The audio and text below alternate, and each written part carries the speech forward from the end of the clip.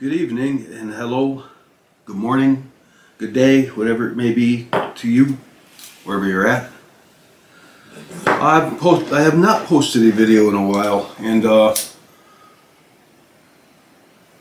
well, actually the thing is, I'm back to work. I've been working 6 nights a week at a fairly intense kind of labor job. Pays very well, keeps me in shape, I guess. Candle in my, well, I guess I'm going to be going with 4 candles. So I've been working a lot, and I've got a night off, finally. And thought I'd make a video about, I don't know what to call this, dividends of doing the right thing as a Christian. I don't, if I do the right thing, if I'm honest, or if I, do what I believe God wants me to do, I really don't expect dividends, at least in this life, this walk. But sometimes, lo and behold, it can be that way. And I had some things come to me recently that I think was it a coincidence or not? I don't believe it was, and I thought I would share these things with you for whatever. Maybe it was all a coincidence, but these are times when I did the right thing, things that I felt that God would want me to do. Like be honest, even when being honest isn't going to apparently benefit me at all. I know that sounds bad, but I tell you, I think people don't realize how easy it is to tell little lies. I don't think a lot of people even realize it, that you're lying sometimes, and I'm not saying you do, but I made a video. All right, these are about 2 events. So event number 1, about being honest. Now, I made a video a month or 2 ago about lies and liars, which was kind of a lofty thing, but I just felt like doing a video about dishonest people and honest people, of which I claim to be the latter. And sure enough, the next day, I felt that whenever I accuse somebody else of something, I find myself tempted and possibly guilty of the same. If I tell somebody that they're dishonest, I find myself tempted to lie. I don't know what it is. It seemed to be a rule. And so I posted a video on lies and liars, and I said to myself that I'm going to be tested, to see if I'm a hypocrite or not. And I had 2 job interviews. So this was about 3 weeks ago, 3 or 4 weeks ago. I had 2 job interviews in the same area, Tully, New York, which is very rural part of New York, farmland mostly, and there's some new businesses popping up there, factories kind of stuff, warehouse, because it's close to a large interstate in central New York. So I went to job interview number 1, which was a factory job of sorts, and they really liked me. They liked me a lot. The guy that interviewed me owned the business, and they had looked like about 50 employees, and they were doing very well. They said business was very well, and they needed to hire people desperately. And so the guy told me at the end of the interview that he really liked me and he wanted to hire me on the spot, and I could start work the next week, and wanted to know if that was okay with me. I said, yes, certainly. Now I want to tell you something. I took these jobs. I'm just looking for work to put some money together so I could travel. I figure I got to work about 3 months to save up the money I need to do some travel plans that I've had for a while. And switch these around. The guy then so I had the job, right? And it was a pretty decent paying job, not a whole lot, but good enough for me. And I was happy with the pay that they offered. And he said, do you have anything planned in the near future? Because they wanted to train me. He said it was going to take about a month to train me to do my job. And after that month, I would get a pay raise. So that they were going to invest some time on me, training me. And he said, do you have any plans in the future that we need to know about? I could have just said, no, I'm good. That would have been it. I got a job.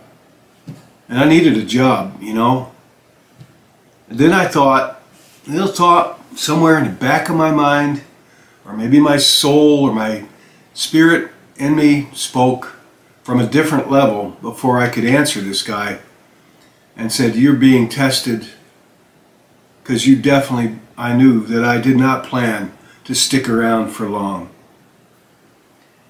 And I said, you're being tested, like I thought I would be tested as soon as I posted a video to the world about honest people and dishonest people, and I was being tested. And I looked at that man who was very enthusiastic about hiring me. I said, I gotta tell you, I gotta come clean. I said, I do have plans. I hope to travel overseas in a few months. And he just like, oh. Like he thought for maybe a week. He says, well, what, are you gonna be gone a week? No, I plan to be gone for a few months. I said, I was only planning to use this job to put the money together to do this. And the reaction of that guy, I don't know what was going through his head. He just smiled and he sat back and he said, well, thank you for your honesty. I said, I have to be honest with you. I said, you seem like a nice family-run business here, and I'm not going to waste your time. And the man, we had a good laugh together at that point, and shook my hand and thanked me for my honesty and wished me luck. And said he was really kind of shocked with my answer. And so I left, got in my car, and kind of had a laugh to myself. I couldn't believe I did that. I realized how easy it is to lie and not even realize it, like during a job interview. Well, I need a job, work is honest. Honest way to make money, work, right? Get job, work, make money. Honest. Well, not if you're going to lie about it in the interview, which I was tested to do. Just say no. That would have been it. I had a job. So I left there, and lo and behold, I had another job interview. Actually up the road, maybe 3 miles up the road from this place. Not the only business in this place are these two factories.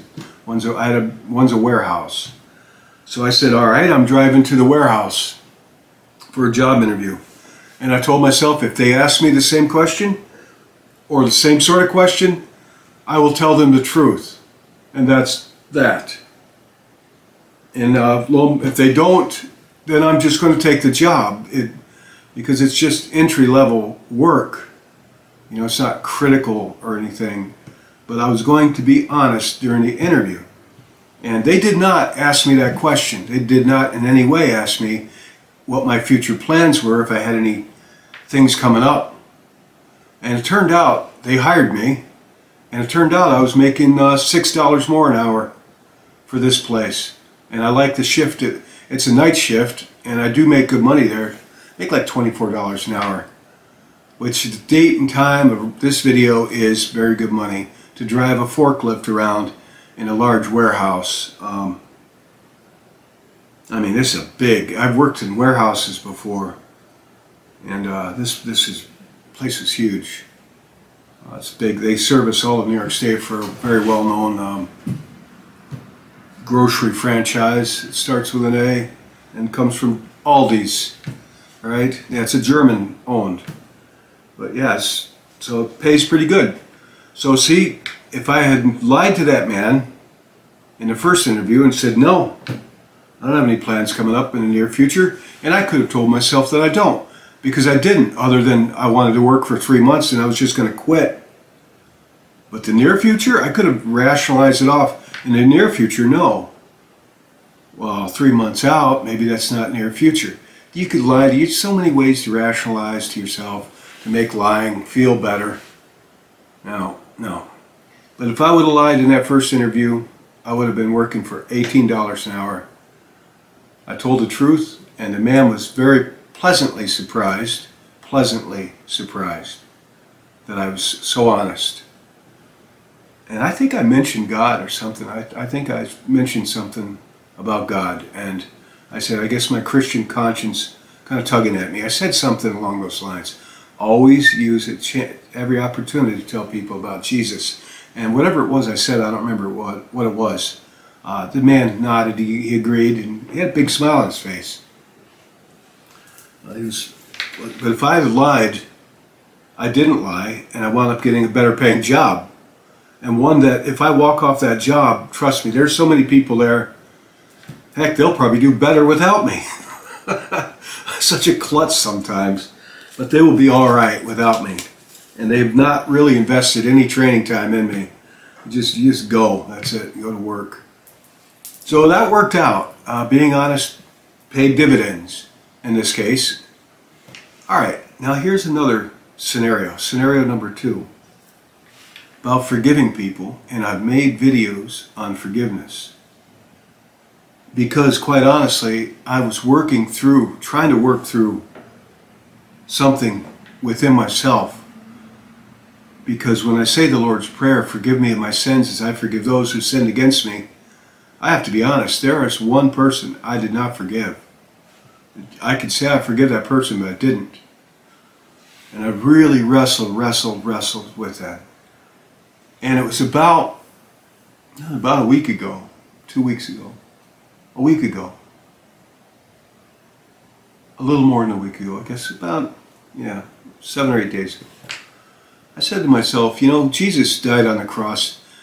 I thought he said, he commands us to forgive each other, but no, actually, he didn't command us to forgive one another, but he did say we are to forgive one another. He commanded us to love others.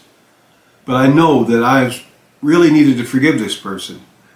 So I got hold of this person about 8 days ago, and it's been years. This has been years. A deep injury. I wouldn't say it's not a grudge, but I haven't spoken to this person in a while. And I got hold of them and invited them over for a few beers, and they showed up. And I shook that person's hand and said, let's let bygones be bygones. So everything's good. We had a few drinks together, beers. We didn't get hammered or anything. But talked, laughed. And at the end of the night, I shook the man's hand again and said, I forgot what I said, but everything's good. And honestly, from that moment forward, I felt like a tremendous weight has been lifted off of me. That I've been carrying around this like sandbag full of anger, that even as a Christian, we're not supposed to do that, but I couldn't help it. And sometimes you can't help it. Sometimes you got to work through forgiveness.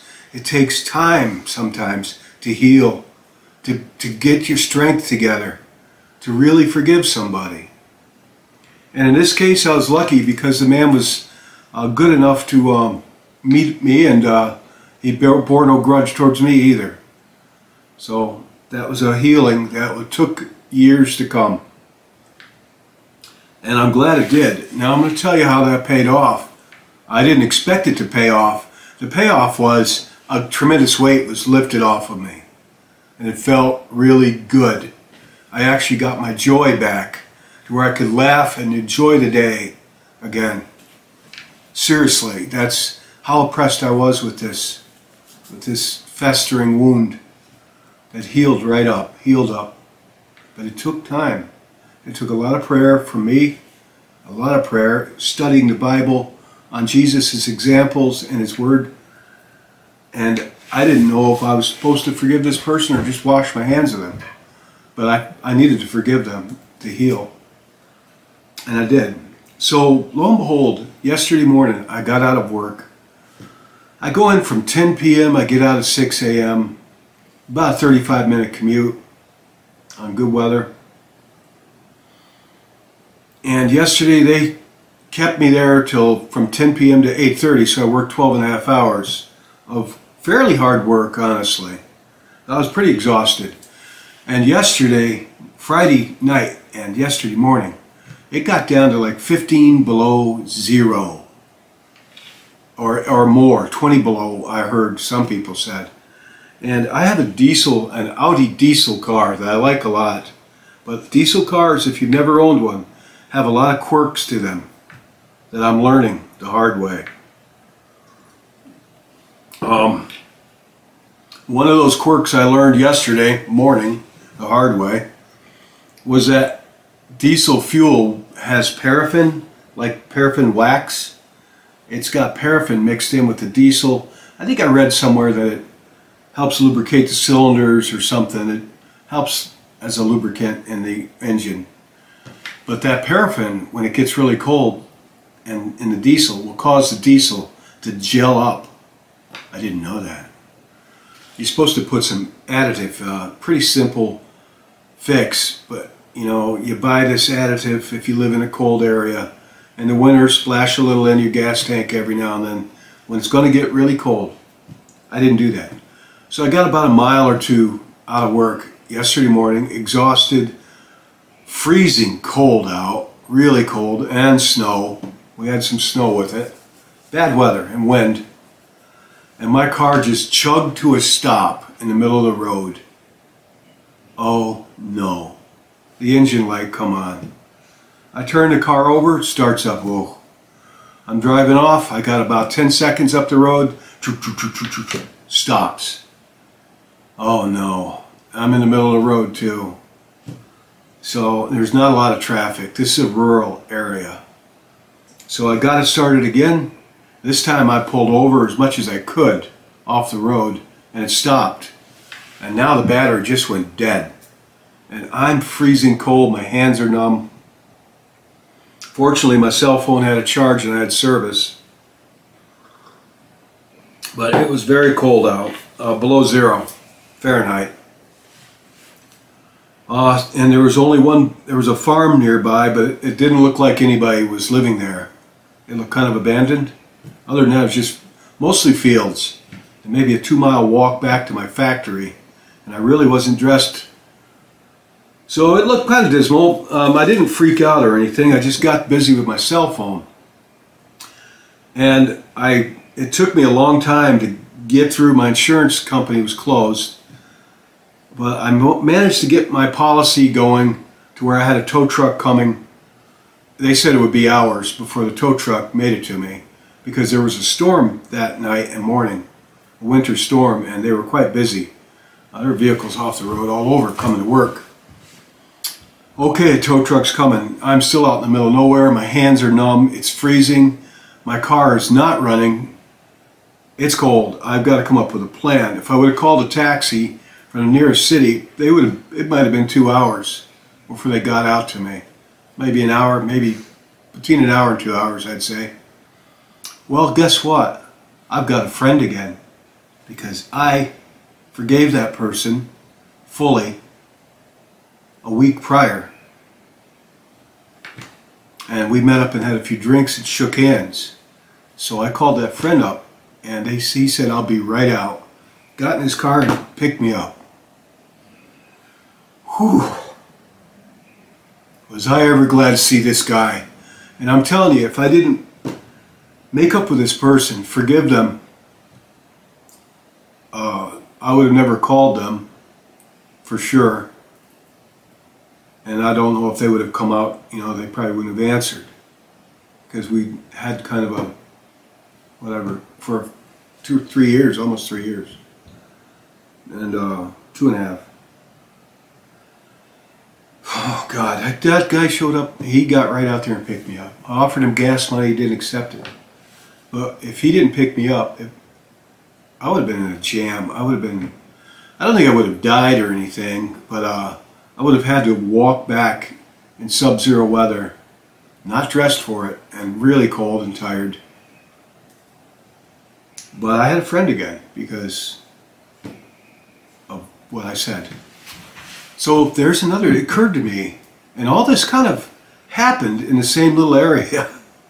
But it occurred to me, wow, you know, doing what God would want you to do, I don't expect any payment here on earth.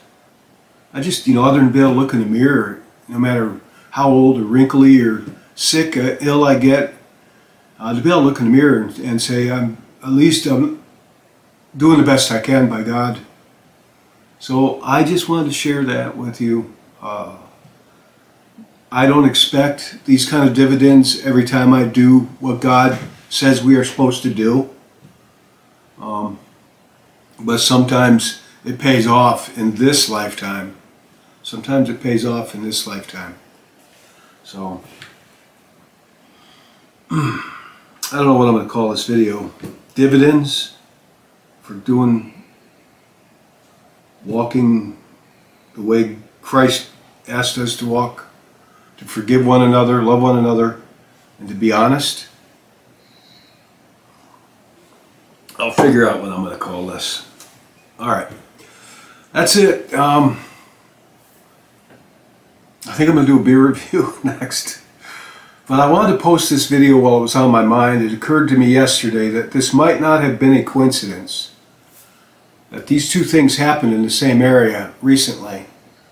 And they both were payouts to me for living the way God called us to live. Alright, that's all. Thank you and God bless. Tell me what you think. I don't know why I did that. Oh, God bless, right?